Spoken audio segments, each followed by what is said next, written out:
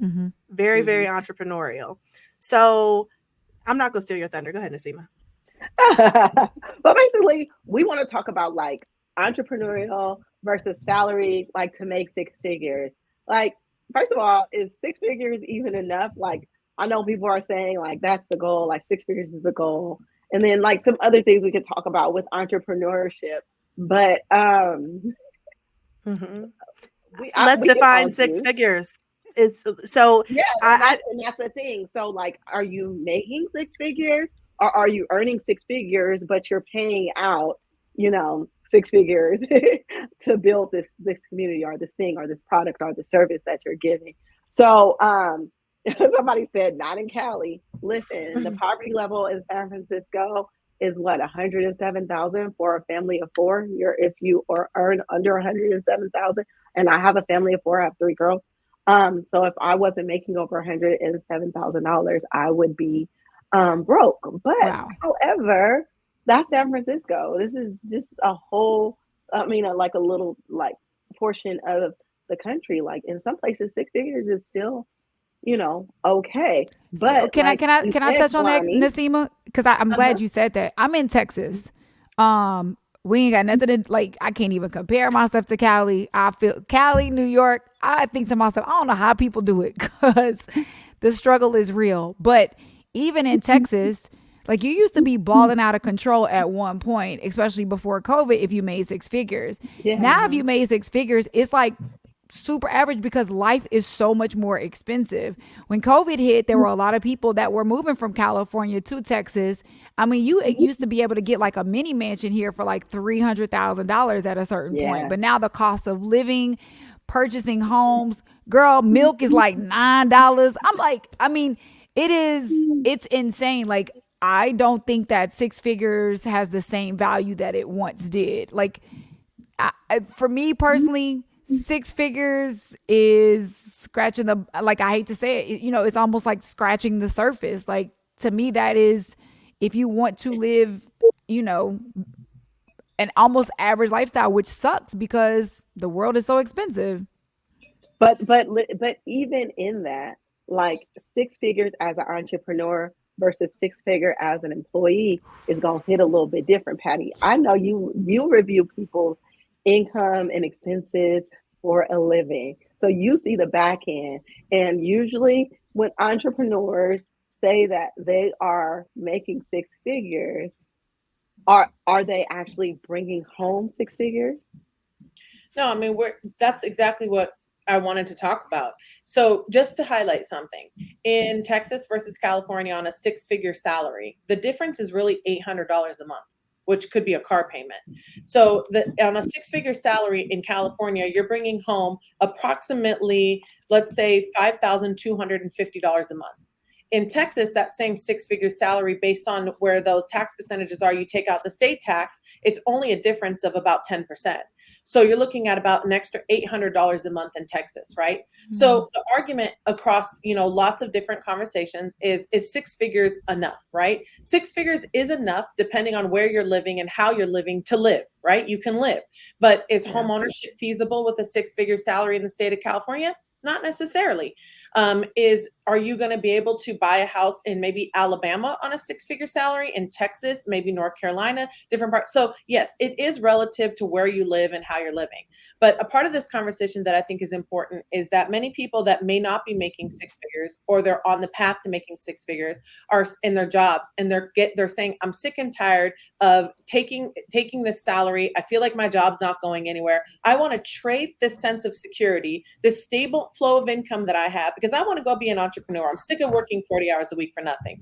Well, switching to being an entrepreneur and doing it on your own doesn't necessarily mean you're going to be working less than 40 hours a week, first of all. Second of all, when you walk into that job, you got a roof over your head, you got internet, you got phones ringing, you got a coffee machine. Well, when you start your own, you got to do all that yourself, right? So it could cost more. But the difference is, on that $100,000 of income, is $8,300 a month that you're bringing in, right? As opposed to, let's say, what we were comparing to California, $5,250, right? So that difference is you're bringing in an extra $3,083 a month, and your tax obligation is going to be significantly less, right?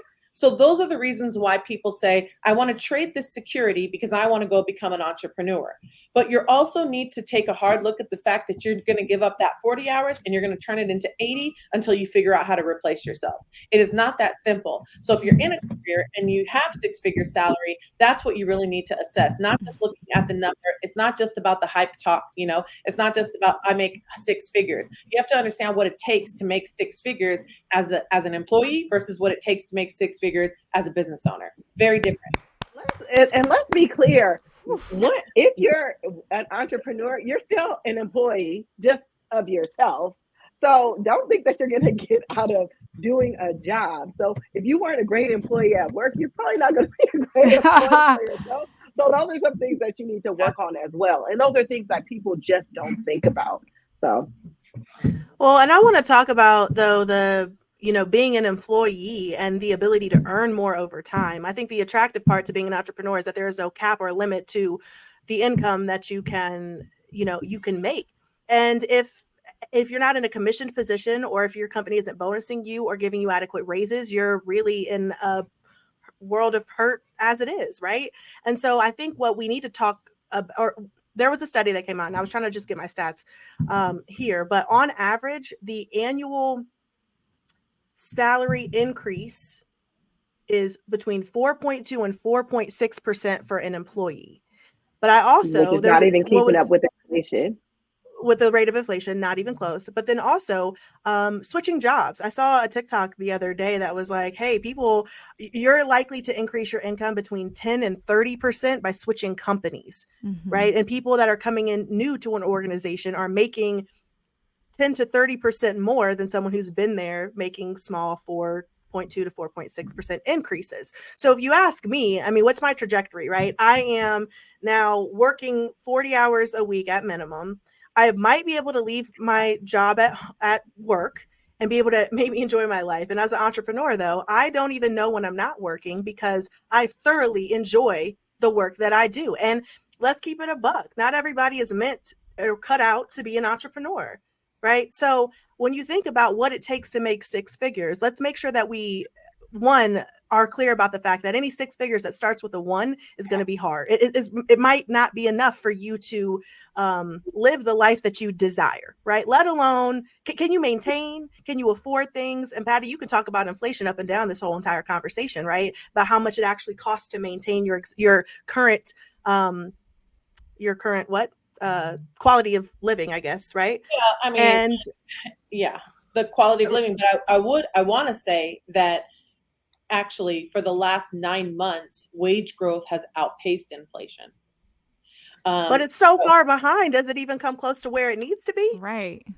Like it needs to increase exponentially to keep up with the cost of living and inflation. It doesn't even make sense. You know what? Let me see if I can find this graph I created for someone. Let me see if I can find it. Go ahead, Patty. No, because I want you to give stats. Go ahead. No, while she was looking for that, I think the only other thought I had on the topic is during COVID, because you had the cost of money being so low, right? The Fed funds rate was at 0%. What happened is companies had access to large amounts of money that enabled growth. During that time, many people would switch jobs every 2 years, increasing their base salary, taking sign-on bonuses, fulfilling the obligation from the previous employer, driving their rates up. That has slowed down. So people who lose their jobs right now, who get laid off, especially in the tech sector, are finding a hard time replacing that income.